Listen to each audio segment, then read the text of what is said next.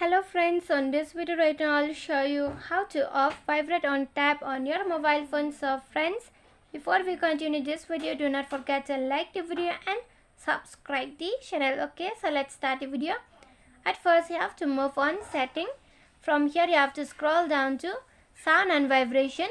Then again you have to scroll down to vibrate on tap. On the down you are going to find the vibrate on tap. Okay, here it is. If you want to off the vibrate on tap, just click on the vibrate on tap, and here is the option for the vibrate on tap. Just click on off and the vibrate on tap will be set off. Okay, and if you want to set on vibrate on tap, just click on vibrate on tap and click on light, medium, strong, any you can choose it. Okay, and if you want to off, just click on the off and the vibrate on tap will be set off on your mobile phone. Okay, and if you want to on, only light, medium and the strong. Okay, you can select from there.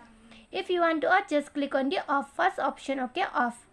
So friends, if you love the video, do not forget to like the video, share the video and subscribe the channel, and thanks for watching.